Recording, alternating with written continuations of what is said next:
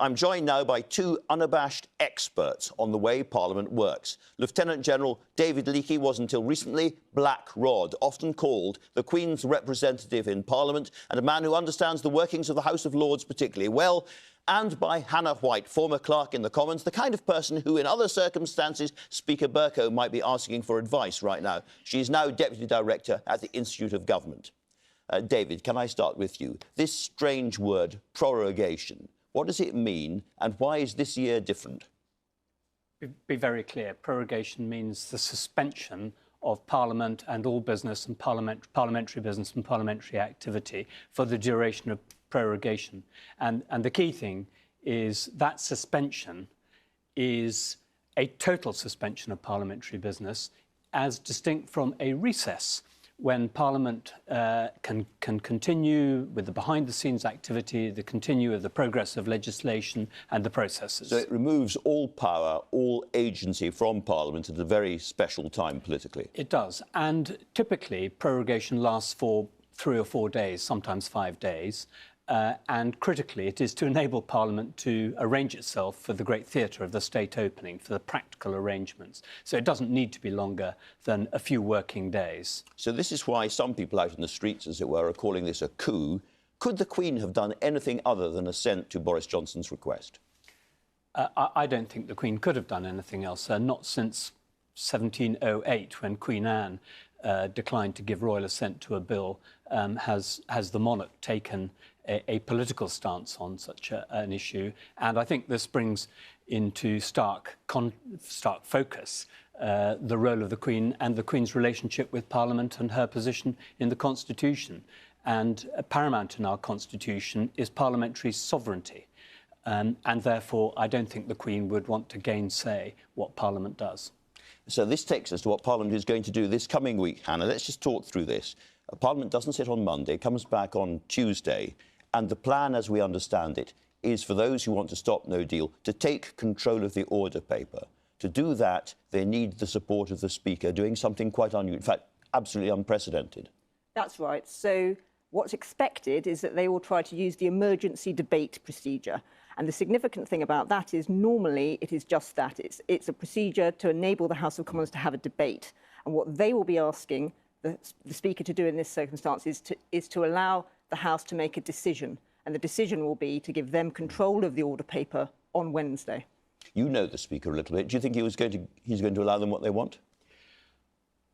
Well, I think he will, because Boris Johnson has been bending the conventions in relation to prorogation. So has Speaker Bercow, presumably. And I think that Boris Johnson will meet his match in the form of the Speaker Bercow in this sense. So nobody's breaking the law here, but both sides are going to the edge of conventions and pushing conventions as far as is possible. Let's assume, for the sake of argument, that this all happens on Tuesday. That means that those trying to stop no deal, the so-called Remain Alliance, whatever we call them, have 2 days only, I think, Wednesday and Thursday, to pass quite complex, possibly, legislation. Is that possible?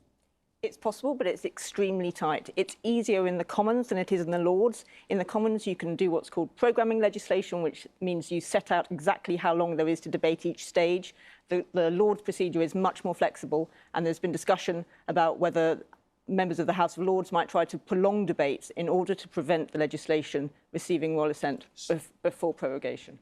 So-called filibustering, talking things out. Again, you know the House of Lords, David Leakey. Is it possible the House of Lords will not have time to get this legislation through anyway? Well, once again, we come to bending the conventions. There is a process in the House of Lords where the length of speeches given by individual members can be curtailed by the House. The Lord shall no longer be heard, I think is the expression. And it's very, very rarely, if ever, used these days. But it is possible to use that convention to limit the time spent in so-called filibustering. Hannah, let's jump forward again and assume all of this goes through. Government are absolutely livid with the way the Speaker is behaving on all of this, but with the Speaker's support, it's possible that my next guest and others will be able to get their way. Does Boris Johnson then have to do what he's told? I would argue that, yes, the government has to follow the law.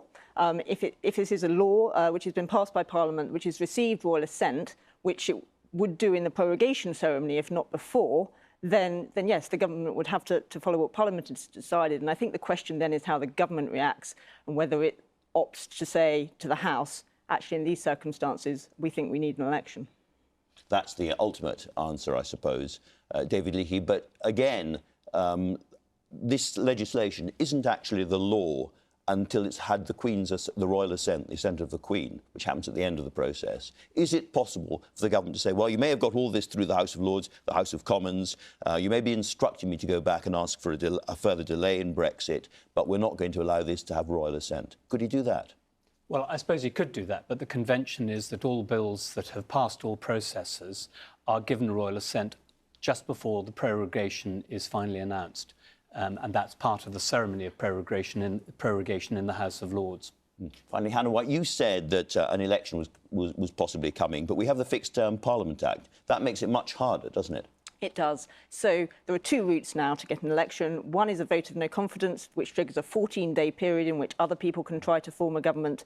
But what the government would have to try to do in these circumstances, if it wanted to pose the question, is get 2/3 of MPs to vote for that. And then there would be a key question about what the Labour Party did in that circumstance. Exactly. That means Labour voting for an election. OK, final beastly question to both of you. In your waters, in your instincts, as between Boris Johnson and the rebels, who's going to win this week? I think it depends what you think people are trying to achieve. So it is possible that the legislation will be made. It is possible that will meet the objectives of people trying to prevent a no-deal exit.